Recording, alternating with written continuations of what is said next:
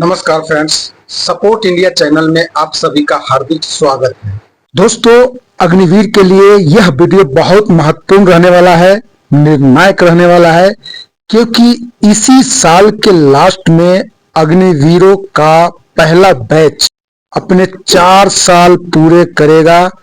उनमें से 25% परमानेंट होंगे और 75% बाहर कर दिया जाएगा। बाहर होने वाले अग्निवीर के लिए सरकार कह रही है कि उनके लिए स्टेट पुलिस भर्ती और केंद्रीय अर्धसैनिक बलों में आरक्षण की व्यवस्था की गई है। और हाल ही में तो बीएसएफ के अग्निवीर के लिए 50% आरक्षण तक की व्यवस्था कर दी गई है।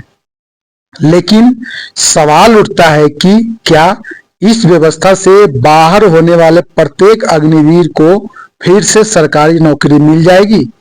तो इस सवाल पर इस वीडियो में हम आगे डिटेल से बात करेंगे। लेकिन उससे पहले आपसे एक ही आग्रह है फ्रेंड्स कि इस वीडियो को ज्यादा से ज्यादा लोगों को शेयर करें, लाइक करें, सब्सक्राइब करें। और जो नए मेंबर्स हैं उनसे तो हमारी विनती है कि इस चैनल को सब्सक्राइब जरूर करके जाएं। तो दोस्तों, बात करते हैं कि अग्निवीर के पहले बैच के बाहर होने के गणित को ध्यान से समझते हैं। दोस्तों, 14 जून 2022 को अग्निपथ योजना लागू होती है और दिसंबर 2022 से जनवरी 2023 के बीच अग्निवीरों का पहला बैच ट्रेनिंग सेंटरों में पहुंच जाता है। यानी यही से उनके साल शुरू होते हैं, इनका गिनती शुरू यहीं से हो जाता है। और उनका जो है 6 से 7 महीने की ट्रेनिंग पूरी होती है। और ट्रेनिंग पूरी होने के बाद सभी अग्निवीर को अपनी अपनी यूनिटों में भेज दिए जाते हैं। दोस्तों, ट्रेनिंग शुरू होने से लेकर अक्टूबर 2026 तक यानी 4 साल की सेवा अवधि में सेना अग्निवीरों का कुल 4 चरणों में मूल्यांकन करेगी, जिसमें अग्निवीरों का कामकाज, उनके प्रदर्शन और उनके अनुशासन का मूल्यांकन किया जाता है। एक जानकारी यह भी देख पा रहे हैं कि कुछ मीडिया रिपोर्टर में बताया गया है कि जो फर्स्ट मूल्यांकन होगा वह 31 सप्ताह के बाद होता है, दूसरा 18 महीने के बाद होता है, तीसरा 30 महीने यानी कि 2.5 साल के बाद होता है और चौथा जो आखिरी मूल्यांकन है वो 42 महीने के बाद यानी कि 3.5 साल के बाद होता है। यानी कि माना जाए तो सबसे पहले बैच का आखिरी मूल्यांकन होना अभी बाकी है। देखिए, इसके बाद चारों मूल्यांकन के स्कोर को मिलाकर फिर से अग्निवीर का फाइनल स्कोर तैयार किया जाता है और उसी के आधार पर अग्निवीरों का परमानेंट सेवा अस्थायी भर्ती के लिए मेरिट लिस्ट सूची बनाई जाती है, जिसमें परमानेंट किए जाएंगे। और फाइनल स्कोर तैयार होने के बाद दिसंबर 2026 से जनवरी 2027 के बीच अग्निवीर वीरों का पहला बैच पूरी तरह बाहर हो जाएगी। एक बार के लिए सभी अग्निवीरों को रिलीज किया जाएगा, सभी को घर भेज दिया जाएगा। घर भेजने के बाद जो अग्निवीर उसे मेरिट लिस्ट में आएंगे, जो उनके चारों मूल्यांकन के स्कोर के आधार पर वह मेरिट लिस्ट बनाई गई है, जो उसे लिस्ट में जो अग्निवीरों का नंबर आएगा उन्हें 7 दिन में रेगुलर कैडर में अप्लाई करने के लिए सेना की ओर से नोटिफिकेशन भेजा जाएगा। ठीक है फ्रेंड्स, अग्निवीर को कहा जाएगा कि आपको कैडर के लिए सिलेक्ट किया गया है, आपको 30 दिन के अंदर अपने रेजिमेंटल सेंटर में रिपोर्ट करना है। अगर 30 दिन में रिपोर्ट नहीं करते हैं अग्निवीर, तो उसकी जगह वेटिंग लिस्ट में जो अगले नंबर पर आने वाले अग्निवीर का है उनको सिलेक्शन कर दिया जाएगा। इसके अलावा कुछ कामों के लिए अग्निवीर को परमानेंट किए जाने के लिए मिलते हैं। तो कई काम ऐसे हैं जिनमें सीधा परमानेंट भी किया जाता है, जैसे अगर किसी अग्निवीर को सेना मेडल या उससे ऊपर का मेडल अवार्ड मिलता है तो रिपोर्ट में यह कहा गया है कि ऐसे मामलों में परमानेंट भर्ती लगभग लगभग तय मानी जाती है। दोस्तों, ऐसे अग्निवीरों को सामान्यतः मैरिज प्रतियोगिता में बाकी उम्मीदवारों के साथ में खड़ा नहीं किया जाता है, बल्कि उन्हें सीधे रेगुलर में।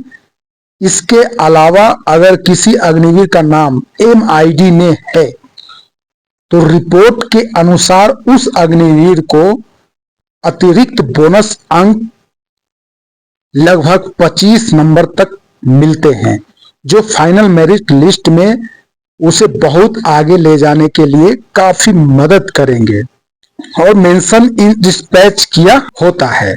अगर आपको नहीं पता तो आपको बता दें कि जब कोई जवान ऑपरेशन या ड्यूटी में असाधारण सांस या बेहतरीन काम करता है, बहुत अच्छी परफॉर्मेंस करता है और उनका नाम आधिकारिक तौर पर सेंड रिपोर्ट में दर्ज किया जाता है, तो उसे मेंशन डिस्पैच में लिखा जाता है या कहा जाता है। इसी तरह खेल के क्षेत्र में भी अग्निवीरों को विशेष लाभ मिलता है। नेशनल इंटरनेशनल सर्विस जो स्पोर्ट्स अचीवमेंट पर भी हैं, उन्हें बोनस अंक दिए जाते हैं जो उन्हें परमानेंट होने के लिए काफी मदद कर सकते हैं। पूरे प्रोसेस के बारे में इंडिया टुडे में एक तो पूरी रिपोर्ट पब्लिश की गई है और कुछ बातें आपको ज्वाइन इंडिया आर्मी वेबसाइट पर भी देखने को मिल जाएंगे। तो चलिए दोस्तों, इस सवाल पर बात करते हैं कि क्या 4 साल बाद बाहर होने वाले सभी अग्निवीरों को फिर से सरकारी नौकरी मिल जाएगी, फिर चाहे वह किसी भी क्षेत्र में ही क्यों न हो। तो चलिए देखते हैं। सरकार अग्निवीर के लिए इतना कुछ करने का दावा कर रही है। अग्निवीरों के लिए अर्धसैनिक बलों में आरक्षण, स्टेट पुलिस भर्ती में आरक्षण, रक्षा मंत्रालय की वैकेंसी में आरक्षण, यहां तक कि दोस्तों BSF में तो 50% आरक्षण कर दिया गया है। तो क्या इससे सभी अग्निवीरों को नौकरी मिल जाएगी? नहीं, शायद नहीं मिल पाएगी। और इसी को लेकर यह सवाल भी बना हुआ है कि फिर बाकी अग्निवीरों का क्या होगा। अग्निवीर चाहते हैं कि पहले बैच के बाहर होने से पहले केंद्र सरकार एक लिखित आदेश जारी करे जिसमें कहा जाए कि 4 साल बाद बाहर होने के बाद सभी अग्निवीरों को 100% यानी कि 100% सरकारी नौकरी दी जाएगी। नौकरी चाहे स्टेट पुलिस भर्ती में हो, चाहे CRPF में या CIF में, किसी भी क्षेत्र में नौकरी हो, अग्निवीर करने के लिए तैयार है। यह शर्त अग्निवीर चाहते हैं, बल्कि अग्निवीर भर्ती की तैयारी करने वाले युवा भी यही चाहते हैं। अगर सरकार ऐसा करती है तो फिर अग्निवीर भर्ती में जाने को लेकर जो अभी युवाओं में मन में डर बना हुआ है कि 4 साल बाद क्या होगा, बस सरकार यह कह दे कि पूर्व अग्निवीरों को आरक्षण दिया जाएगा, बस यही बात का लेकर युवाओं में डर है। सरकार अगर आज बोल दे कि जो भी अग्निवीर जाएंगे उनको आरक्षण बिल्कुल तय है, चाहे किसी भी क्षेत्र में हो, लेकिन सरकारी नौकरी होना चाहिए। बस ये अगर सरकार आज बोल दे तो जो युवाओं आने वाले, जो तैयारी कर रहे हैं अग्निवीर में आने वाले, वो भी इस बात से खुश हो जाएंगे और जो अभी बैच जाने वाले हैं वो भी खुश हो जाएंगे। तो फ्रेंड्स, मैं इसी के साथ इस वीडियो को एंड करता हूं।